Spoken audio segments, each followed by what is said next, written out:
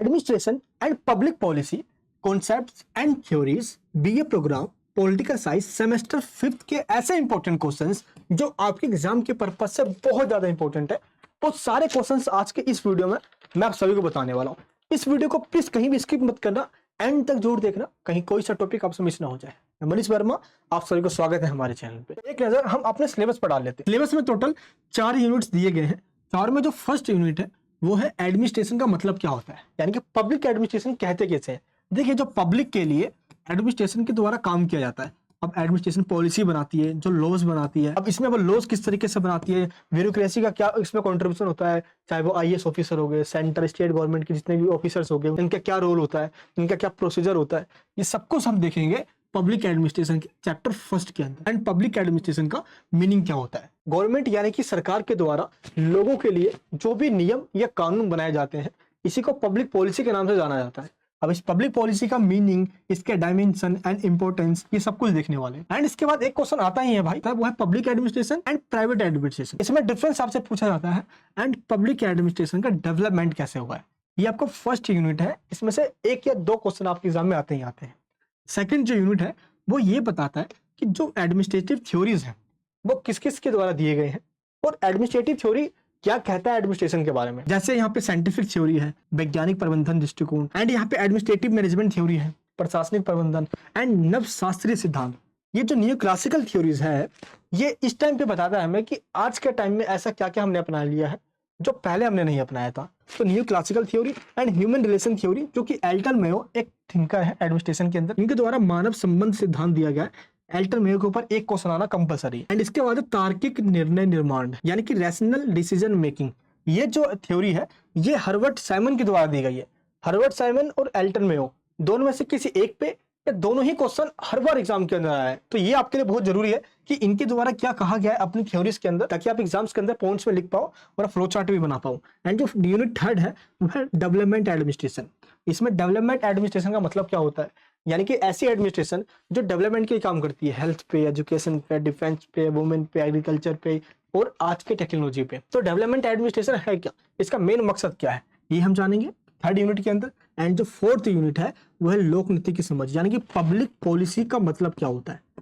Public administration policy बनाती है, तो वो जो पॉलिसी बनाती है इसी को पब्लिक पॉलिसी कहा जाता है, जो पब्लिक के लिए बनाई गई है। अब इस पॉलिसी का मतलब क्या होता है, इसका रिलेवेंट क्या होता है, पॉलिसी आखिर बनाता कौन है, आखिर इसका इंप्लीमेंट कैसे होता है, ये पूरा स्ट्रक्चर समझेंगे हम अपने फोर्थ यूनिट के अंदर। तो ये आपका ये पूरा सिलेबस है, और इस पूरे सिलेबस को मैंने ऑलरेडी खत्म करवा रखा है अपनी इस वाले वीडियो के अंदर। तो मैं क्या करने वाला हूं, इस बार जो लेटेस्ट क्वेश्चन आए हुए हैं वो घुमाकर क्वेश्चन आए हैं, लेकिन वो सारे क्वेश्चन वही है जो मैंने अपने इस वाले वीडियो में बता रखा है। तो आपको अलग से कुछ करने की जरूरत नहीं है। इस पूरे सिलेबस में से जो क्वेश्चन घुमाकर पूछे जा सकते हैं इस बार, उसको मैं हल्के में यहाँ पे बता देता हूँ। बाकी आपको एक बार इस वीडियो को देखकर पूरा आंसर समझ में आ जाएगा। तो अब करना क्या आपको, चलिए एक बार मैं बता दूं कि क्वेश्चन कैसे घुमा कर आते हैं आपके एग्जाम में। फर्स्ट क्वेश्चन है, लोक प्रशासन को परिभाषित कीजिए। ये हर बार पूछा जाता है। एंड लोक प्रशासन के क्षेत्र और महत्व के बारे में बताइए, यानी कि define public administration and examine the scope and signification of public administration. तो इसमें आपको पहले बताना है एडमिनिस्ट्रेशन का मतलब क्या होता है, एंड इसके बाद आपको पैराग्राफ चेंज करके बताना है इसका स्कोप और सिग्निफिकेंस का। स्कोप का मतलब पब्लिक एडमिनिस्ट्रेशन का दायरा कितना बड़ा है, आखिर कौन कौन सी चीज पब्लिक एडमिनिस्ट्रेशन के अंदर पढ़ी जाती है और कौन सी नहीं, और आखिर इसका इंपॉर्टेंस क्या है, क्या पब्लिक एडमिनिस्ट्रेशन पढ़ना और पढ़ाना क्या जरूरी है, आज इसका रिलेवेंट है या नहीं है, ये आपको बताना फर्स्ट क्वेश्चन के अंदर। एंड अभी आपको मैं बताऊंगा कि आपको आंसर कैसे करना है, अभी सिर्फ आप क्वेश्चन को समझिए। ये फर्स्ट क्वेश्चन है। सेकंड क्वेश्चन आपका आता है, एक विषय के रूप में लोक प्रशासन के विकास की चर्चा कीजिए, यानी विवेचना कीजिए। आपको बताना है कि जो पब्लिक एडमिनिस्ट्रेशन है आखिर इसका डेवलपमेंट कैसे हुआ, अलग अलग जो स्टेजेस हैं उसके बारे में बताना है। एंड थर्ड क्वेश्चन आता है, टेलर के वैज्ञानिक प्रबंधन सिद्धांत की व्याख्या कीजिए। अभी आपको मैंने बताया था आपके सिलेबस में जो वैज्ञानिक प्रबंधन दृष्टिकोण है, साइंटिफिक मैनेजमेंट जो अप्रोच या थ्योरी है, ये दिया गया है टेलर के द्वारा। इसलिए यहाँ पे आपको लिख लेना है कि ये जो थ्योरी है ये टेलर के द्वारा दी गई है।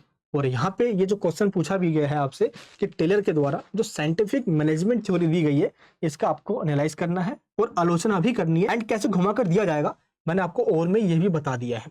क्लियर है? तो ये हो गया साइंटिफिक मैनेजमेंट थ्योरी पे एक क्वेश्चन। एंड जो फोर्थ क्वेश्चन आता है हमारा वो है मानव संबंध सिद्धांत क्या है, ह्यूमन रिलेशन थ्योरी।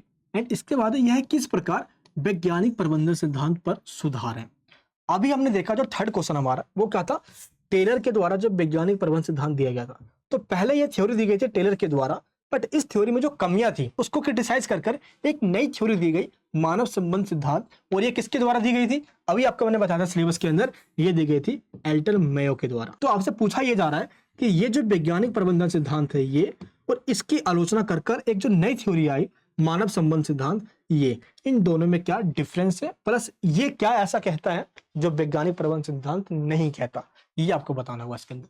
यानी कि मानव संबंध सिद्धांत क्या है जो एल्टर मेयो के द्वारा दी गई है, ये पूरा आपको डिफाइन करना है। और आपको इसमें यही बताना है कि यह किस प्रकार साइंटिफिक मैनेजमेंट थ्योरी वैज्ञानिक प्रबंधन सिद्धांत पे एक सुधार है, यानी कि इसकी कमियों को सुधार कर जो मानव संबंध सिद्धांत दिया गया है एल्टर मेयो के द्वारा, वो क्या है, आपको ये बताना है। इस क्वेश्चन को इस तरीके से या इसको घुमाकर पूछा जाएगा, हार्थोन प्रयोगों ने प्रशासनिक सिद्धांत पर महत्वपूर्ण प्रभाव डाला है। या आपके एग्जाम के अंदर सीधे पूछ ले मानव संबंध सिद्धांत क्या है, एल्टर मेयो का नाम ले या ना भी ले, ऐसे पूछ सकता है। या वो घुमा कर देगा हार्थोन प्रयोग ने प्रशासनिक सिद्धांत पर महत्वपूर्ण प्रकाश डाला है।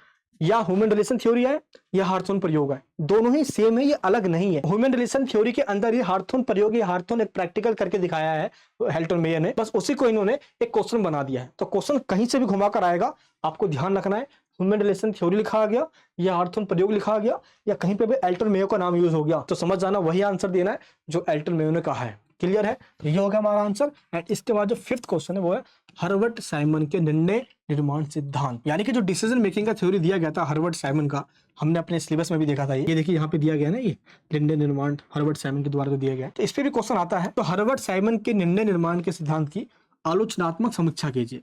यानी जो हर्बर्ट साइमन ने अपनी सिद्धांत दिया है, जो थ्योरी दी है, आपको इसको क्रिटिकली एग्जामिन करना है, यानी कि इंट्रोडक्शन देना है, पूरा थ्योरी बताना है क्या इसने दिया है, फिर एंड में आपको क्रिटिसाइज भी जरूर करना है।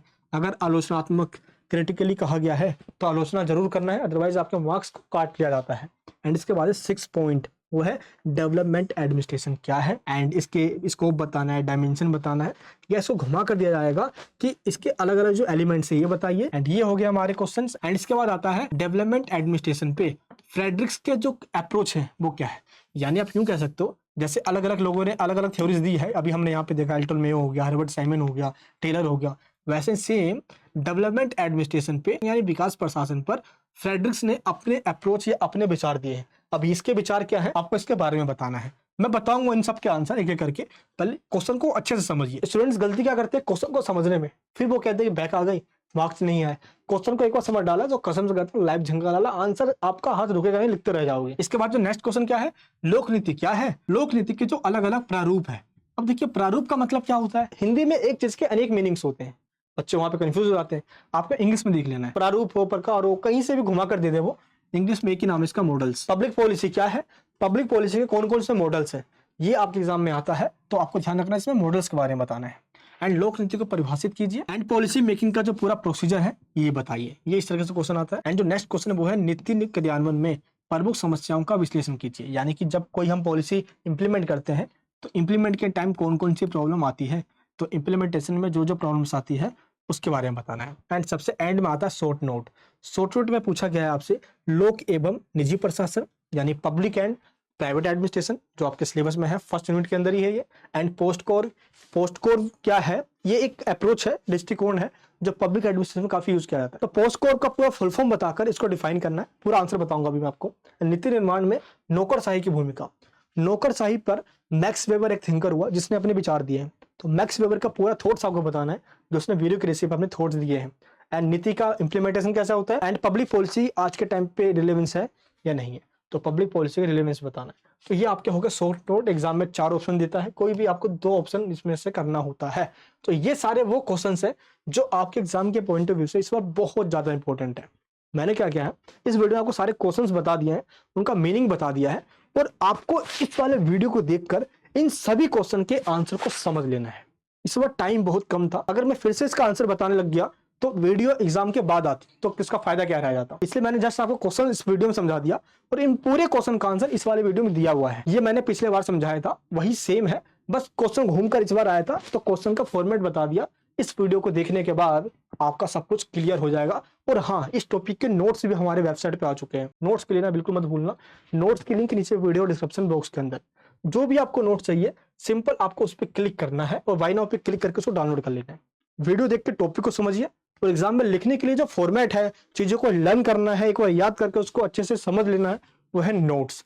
नोट्स को पढ़ने के बाद चीजों को भूलोगे नहीं और एग्जाम में आसानी से आप लिख कर जाओगे। तो पब्लिक एडमिनिस्ट्रेशन है तो इस पर थियोरेटिकल चीजें ज्यादा है, इसलिए नोट्स आपकी बहुत हेल्प करेगा चीजों को याद रखने में, जो कि आपको एग्जाम के दौरान चीजों को भूलने नहीं देगा और आप लिखते रह जाओगे। ये वीडियो सभी जगह शेयर जरूर करना और इस वीडियो को प्लीज सभी देख लेना ताकि आपका कोई टॉपिक छूटे ना। मुझे माफ करना कि टाइम नहीं दे पाया, क्योंकि टाइम बिल्कुल भी है ही नहीं और सर पे आपके एग्जाम में और एक नहीं अनेक सब्जेक्ट्स है जो मुझे खुद हैंडल करना है, कर रहा हूं जैसे हो रहा है। इस वाले वीडियो को देख लीजिए और सभी जगह इस वीडियो को शेयर कीजिए। ये वीडियो कैसे लगी कमेंट बॉक्स में बताइए। मिलूंगा आपसे नेक्स्ट वीडियो के अंदर। प्यार और मोहब्बत बनाए रखिए। जय हिंद, जय भारत।